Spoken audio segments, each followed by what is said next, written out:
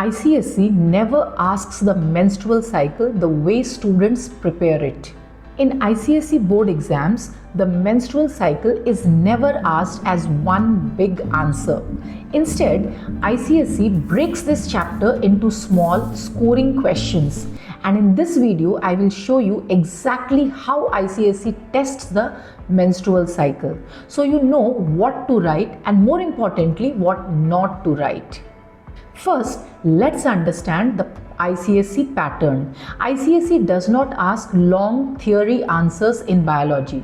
Instead, questions are usually divided into one-word questions, short 2-mark questions, and diagram-based questions. So if you prepare the menstrual cycle as one long story, you will get confused in the exam.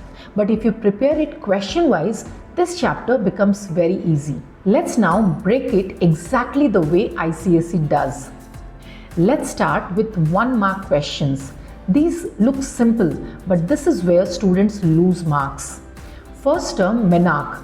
ICSE may ask, what is menarche? The correct answer is the first menstrual flow in females. Do not write long explanations. One line, textbook language is enough. Next term, menopause. Question, what is menopause? Correct answer, permanent stoppage of menstruation in females. Again, short, clear, textbook wording. Now comes a very common confusion, ovulation day. Many students blindly write ovulation occurs on the 14th day.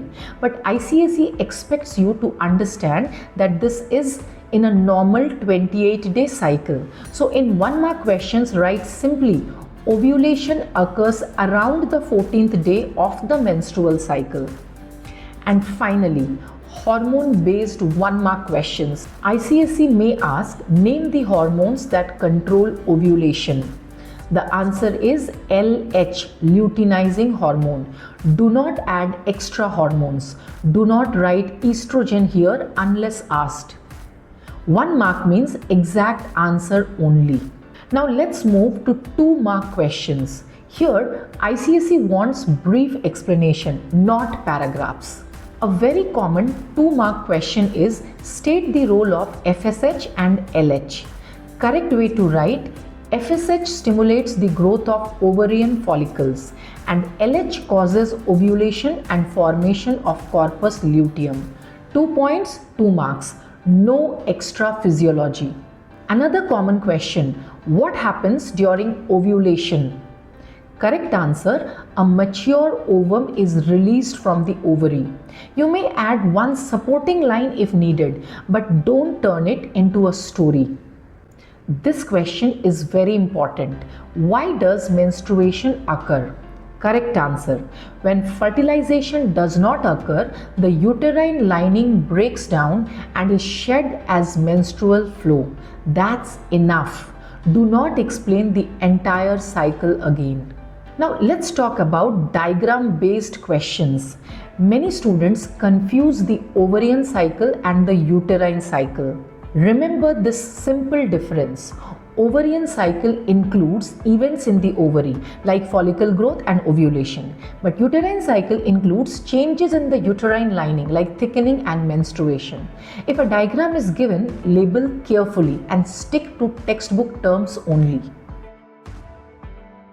The most common mistake students make is mixing hormone functions, writing long explanations for short questions, using non-ICSE terminology, and that's where marks are lost.